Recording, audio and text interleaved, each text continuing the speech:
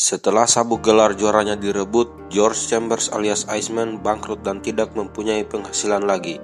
Dia terpaksa membintangi sebuah iklan minuman bersama manajernya yang bernama Phil. Walaupun kelihatannya George Chambers tidak menyukai profesi barunya tersebut, mau tidak mau dia harus melakukannya agar mendapat penghasilan. Di sisi lain, diperlihatkan ada seorang mafia yang sangat berpengaruh di Rusia. Dia bernama Gaga. Saking berpengaruhnya, dia bahkan mengendalikan beberapa penjara yang ada di Rusia. Gaga mempunyai bar dan menghasilkan uang dengan membuat sebuah pertandingan di dalam penjara. Kemudian, di salah satu penjara yang dikendalikan oleh Gaga, ada jawara bernama Yuri Boyka. Sudah 44 pertarungan diadakan, namun belum ada seorang pun yang dapat mengalahkannya dalam pertarungan itu. Bahkan, saking hebatnya, dia mengklaim bahwa dirinya merupakan petarung paling lengkap di dunia.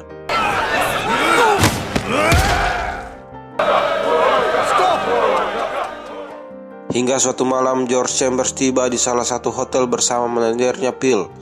Tiba-tiba ada beberapa orang yang masuk ke kamarnya dan mencoba menghajarnya. Chambers yang merupakan mantan juara tinju langsung meninju mereka. Namun salah seorang dari mereka memukul kepala bagian belakang Chambers. Dia pun jatuh dan pingsan. Saat Chambers siuman, ternyata sudah ada beberapa polisi di kamar hotel itu. Mereka mengatakan bahwa tak satu pun saksi yang melihat orang yang masuk dan menyerang Chambers. Dan parahnya, polisi menemukan narkoba pada kitab yang sering dibawa Chambers. Walaupun dia membantah akan hal itu, namun fakta di tempat menunjukkan bahwa hal itu benar. Maka dengan kata lain, Chambers dijebak. Dia pun dibawa ke sebuah penjara dengan tingkat pengamanan maksimum yang itu di Rusia. Ketika Chambers sampainya di lapas, banyak napi yang kaget dan heran. Bagaimana tidak, seorang juara tinju dunia masuk penjara, bahkan Boyka pun turut menyaksikannya. Perjalanan John Chambers dari Amerika sampai ke Rusia membuat badannya bau. Ditambah lagi, semalam waktu di hotel, dia belum sempat mandi. Maka dia disuruh mandi oleh sipir. Namun karena airnya dingin, Chambers berulah tidak mau mandi, bahkan dia memukul beberapa sipir di sana. Namun karena diancam, mau tidak mau terpaksa dia melakukannya. Dan ketika Chambers masuk sel, semua napi riuh karena kehadirannya, bahkan hingga membuatnya kesal. Chambers sekamar dengan seorang pecandu yang nantinya akan menjadi temannya. Saat makan pun tiba, John Chambers yang muncul di tempat itu menjadi tontonan para napi di sana. Bagaimana tidak, seorang juara tinju dunia berada satu penjara dengan mereka. Hingga saat Chambers sedang asik-asiknya makan, maka datanglah Boyka bersama gengnya. Dan salah satu anggota Boyka menyuruh Chambers untuk pindah ke meja lain, karena Boyka dan gengnya akan makan di meja tersebut. Chambers yang tak memperdulikan siapa itu Boyka dan merasa terganggu, lalu melayangkan pukulan ke wajah anak buah Boyka hingga terjatuh. Kemudian Chambers berdiri dengan gelas minum di tangannya, lalu menatap Boyka dan meludahi air minumnya, bahkan mengejek Boyka. Mendengar hal itu, Boyka yang dengan kumis sangarnya berkata bahwa dia sudah mengenal Chambers, sang mantan juara tinju, namun dia tak berarti apa-apa di penjara tersebut. I am the champion. Kesialan pun terjadi. Chambers menyiram Boyka dengan air di gelas yang telah diludahinya hingga air itu mengenai mulut dan terjilat oleh Boyka.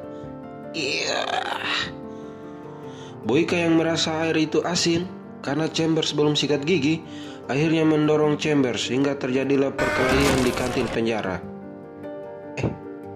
Kantin atau warung ya?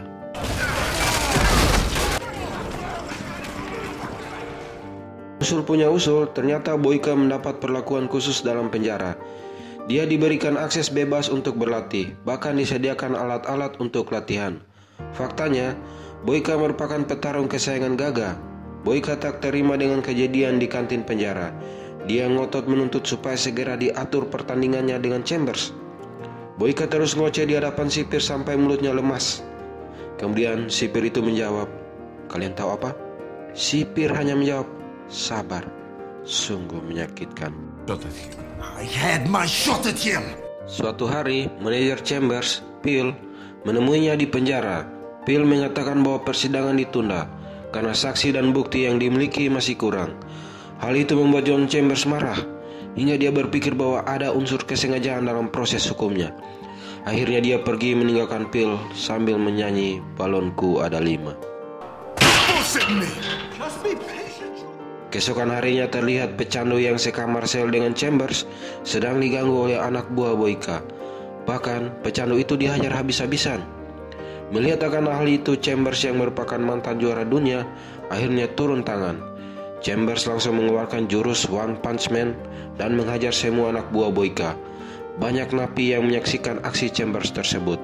Bukan karena kekuatan pukulannya, melainkan Chambers berani melawan para geng Boyka. Boyka pun tidak terima dengan sikap Chambers kepada anak buahnya, hingga mereka terlibat cekcok dan saling muncrat satu sama lain.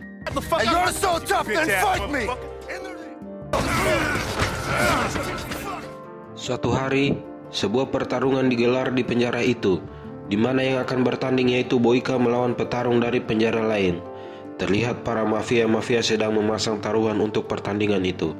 Lalu Boyka yang sudah berpengalaman selama 44 kali bertanding tak pernah kalah, dengan mudahnya mengalahkan lawannya itu. Dengan tendangan legendnya, akhirnya membuat si lawannya tersebut jatuh dan tak berdaya. Si Chambers pun hadir menonton pertandingan tersebut. Namun, dia ingin muntah karena melihat mereka tidak pakai baju. Iu. Lalu Boyka menunjuk ke arah Chambers, yang berarti Boyka ingin dia bertarung melawannya. Malam harinya, sipir memintanya untuk menemui kepala lapas, di mana maksud dan tujuannya yaitu membujuk Chambers untuk bertarung melawan Boyka. Chambers yang sedang duduk santai membaca, merasa terganggu dan tak mau bertemu kepala lapas. Akhirnya para sipir itu mendapat triple kill dari John Chambers. Akibat penolakan itu, John Chambers dipaksa bekerja di pembuangan EE. Dia ditemani kakek tua lumpuh bernama Crot. Loh, kok kayak nama Anu? Dan sudah puluhan tahun bekerja di tempat pembuangan EE tersebut. Di sisi lain, ketika pecandu sedang kehabisan micin, muncullah anak buah Boyka menawarkan kesepakatan kepada pecandu supaya merayu John Chambers untuk bertanding melawan Boyka dengan imbalannya seuprit micin. Tak disangka ketika Chambers selesai membersihkan saluran EE, lagi-lagi dia dihadang oleh anak buah Boyka. Terjadilah perkelahian di lorong EE. Dengan jurus Kamehameha Goku, Chambers menghantam dan mendorong mereka ke pembuangan EE. Karena ulahnya itu, Chambers akhirnya ditempatkan pada kurungan di air comberan bersama tikus-tikus got. Untung setiap hari kakek Crot membawakan sup hangat dan roti, hingga tubuhnya dapat menahan bau got dan air comberan. Beberapa hari kemudian, John Chambers akhirnya dikeluarkan dari kurungan air comberan, karena ada seorang yang akan menemuinya, yang tak lain adalah Gaga, mafia yang mengendalikan penjara tersebut. Ternyata, Gaga dan manajer John Chambers Phil bersekongkol memasukkannya ke penjara untuk bertarung dengan Boyka. Melihat akan hal itu, Chambers marah karena merasa dihianati, namun tak bisa berbuat apa-apa. Akhirnya John Chambers sepakat untuk bertarung melawan Boyka. Mereka pun berlatih dengan gaya masing-masing. Chambers yang berlatih dengan gaya Saitama One Punch Man, sedangkan Boyka berlatih dengan gaya Sanji One Piece. Suatu malam ketika pecandu sedang ngelem, datanglah anak buah Boyka dan memintanya memberikan sesuatu kepada Chambers pada saat pertandingan nanti. Hey! Pertandingan yang ditunggu-tunggu pun digelar. Yuri Boyka, petarung MMA penjara 44 kali tak terkalahkan melawan Iceman Chambers, petinju dunia 38 kali tak terkalahkan. Terlihat para bos-bos mafia mulai memasang taruhan pada jagoannya masing-masing. Ronde pertama, dengan gaya tinju Boyka dihajar hingga bibirnya melek. Namun Boyka yang sejatinya merupakan cucu dari Sanji One Piece, akhirnya bangkit dan menghajar Chambers dengan tendangan. Dan ronde pertama berakhir dengan pelukan. Loh, anak buah Boyka memberikan botol minum bius kepada pecandu agar diberikan pada Chambers di saat pertandingan. Pecandu yang ragu namun takut pada geng Boyka dan melihat Chambers sudah kehausan, akhirnya dengan terpaksa menyodorkan botol minum yang sudah berisi obat bius. Ronde kedua pun digelar. John Chambers yang sudah meminum air itu terlihat tak konsentrasi lagi, dan dengan tendangan 1000 bayangan Boyka, Chambers langsung terjatuh dan pingsan. Pertandingan pun selesai. Boyka dinyatakan menang. Setelah siuman, Chambers diberitahu oleh kakek Crot bahwa dia telah diberikan obat bius pada saat bertanding. Mendengar hal itu, Chambers langsung berpikir bahwa pelakunya tak ada lain pasti si pecandu. Dengan perasaan kesal, Chambers berniat ingin menemui dan meremukkan si pecandu itu. Namun faktanya setelah dia ke kamar sel, yang didapatinya malah mayat pecandu itu sedang tergantung. Dia bunuh diri dan minta maaf atas semuanya itu. Hingga Chambers datang dan menghampiri Boyka yang sedang makan, lalu mengatakan Boyka dan anak buahnya sengaja membiusnya supaya dia menang. Boyka yang tak terima dirinya dikatakan curang, lalu Boyka memeriksa anak buahnya dan menanyakan siapa dari mereka yang melakukannya. Mereka hanya terdiam karena takut.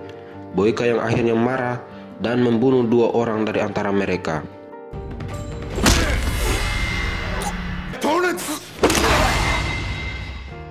John Chambers yang protes ke sipir kenapa dia belum bebas usai pertarungan, akhirnya memukul kepala sipir itu. Akibatnya, dia dihukum dan diikat di luar sel, di mana pada saat itu merupakan musim salju guys. 2 hari setengah John Chambers berada di luar, bibirnya pecah-pecah dan titiknya mengkerut kedinginan. Kemudian datanglah 3 kakek-kakek napi yang berbaik hati memberikannya jaket, topi, dan sarung tangan, bahkan memberikan roti dan minum kepada Chambers. Sipir yang melihat Chambers malah keenakan, akhirnya memanggil semua napi dan memeriksa siapa yang memberikan Chambers pakaian. Namun tak disangka-sangka, ternyata hampir semua napi sepakat bahwa merekalah pelakunya dan bersedia menanggung hukuman atas tindakannya.